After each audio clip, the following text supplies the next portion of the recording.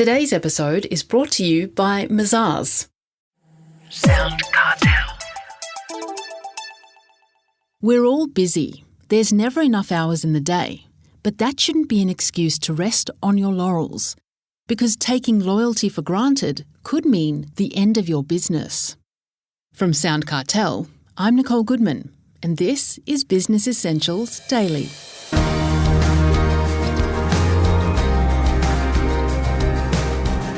You can't be in business without customers, but you can no longer rely on loyalty if those customers can easily source your products and services elsewhere. And thanks to the internet, that's easier than ever. That's according to Darrell Hardidge, CEO of SAGUITY, a customer experience strategy company. Complacency's a killer in business, Darrell says, as he warns Heather Dawson of the near enough is good enough loyalty myth. One of the things in Australia that I'm a firm believer of is that we've got a lot to learn from overseas about how to really give great client experiences. And, complacency is a real killer for innovation, because near enough is good enough means that just because it's worked in the past, we should be able to rely upon it into the future. And things are moving so quickly in business, especially around client experience, and the big thing around that is client information and knowledge. People can get information so fast now that I remember talking to a person in retail white goods a little while ago, and he was sharing with me that when people come in to inquire on things like fridges and washing machines and ovens, they know more about it than he does. And while he's communicating with them, they've got the phone in their hand or the iPad in their hand, and they're talking about statistics and data and also price. It really means now that companies have to innovate. And our distinction of innovation, which we've learned from doing hundreds of thousands of interviews, is that innovation is change that adds value. So when companies want to innovate their client experience, which is what you hear a lot of, the first question I ask is, well, how are you making changes that are going to add value to your market? Because there's no point just innovating for the sake of innovating. It ultimately has to end with the client. Well, staying relevant is key. But what does that really mean that we have to do? Well, relevant to your market is where it comes back to innovation. You have to be the number one thought. And what we know is that a 10 out of 10 client experience is where the individual truly appreciates the business for what it's done for them, and they've paid them. And so staying relevant is finding always new opportunities and new ways to keep engaging with your market and being different to your competition. And companies that don't do this, often they find themselves stuck in a situation where the only point of difference they have is price. And very few companies can afford to keep chasing price down. They have to find ways to maximise their margins. Well, you have a test that you use with clients, asking them about their best and worst experiences as consumers during the past 30 days. And it's quite revealing, isn't it? Look, it is a game changer in the workshops that we do with companies.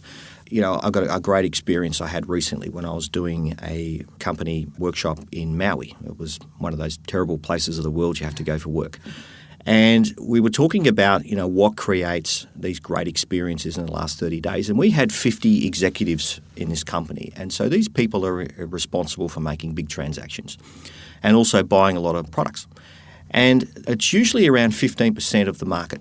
So it's sort of a test I do. And of this group, there was only about 15 people that could recall having an absolutely amazing experience in the last 30 days where it was 10 out of 10, and the measurement was they will definitely go back and they'll tell their friends. And if it wasn't that good, then it didn't rank. So out of the group, there's around 15% that had those great experiences. And then we asked the question, where in the last 30 days have you had a real shocker experience? And usually you'll find that there's a similar amount of people that can also say, yeah, I've had a really bad experience. And there was one particular guy who does the big Hawaii triathlon, the Ironman. So he's a pretty full-on guy. And he was talking about how he purchased a new triathlon bike and how the experience was really bad and the power of his voice. And he could confirm there were 6 other people who didn't buy bikes from this company because of his experience. And these bikes are around $10,000 each. So just one bad experience, it cost them a fortune. And he made a great point. He said, they'll never know because they've never followed me up. So here I am bagging this company. I'm extremely annoyed with what they've done. They got the configuration wrong on his bike. I've complained. The boss has never called me. And here he was. I'm telling this audience now, and the same thing in the room. There was 50 people. It's like it just goes on and on and on. So it's so important that people understand what's going on in their market. And the big thing is all the other transactions. And this group could confirm around 6,000 transactions they'd all done between them in the last 30 days. And there's only a handful they could remember that were brilliant, a handful that were really, really bad, and all the rest of them are just irrelevant. They just didn't matter. They got what's expected. It was all okay. And this is where fatality is for a lot of companies, is they work to the near enough is good enough, and you don't have an edge. Well, businesses do try to capture information about their clients, don't they, Darrell? We've spoken about this before. You've written in online surveys and SMS and mystery shoppers and so on. Does that not give them any answers? Does that not give them the right answers? What's wrong with that? Well, first of all, any company that's trying to capture information from their clients is great. It is extraordinary how many companies do not have any formal process of getting feedback from their market. I find it astounding.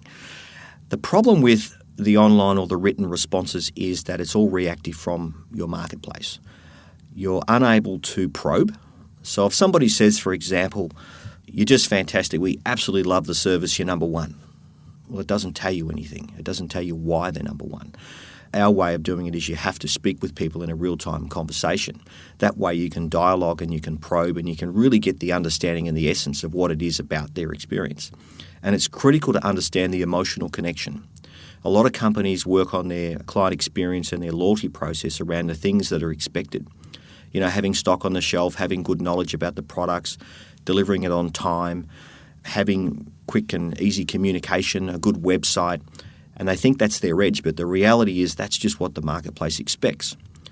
What really you have to capture from your market is why. Why do they choose you and how do they feel about you?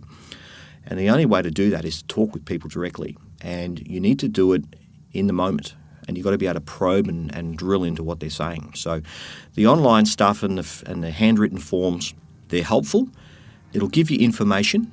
But if you want really powerful knowledge about your market, the only way to get it is to actually have a conversation and talk to people. And this is the thing, Heather, that's changing in the market. No one talks to anybody anymore.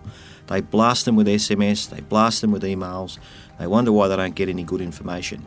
No one's talking to anybody anymore. That was SAGUITY CEO Darrell Hardidge.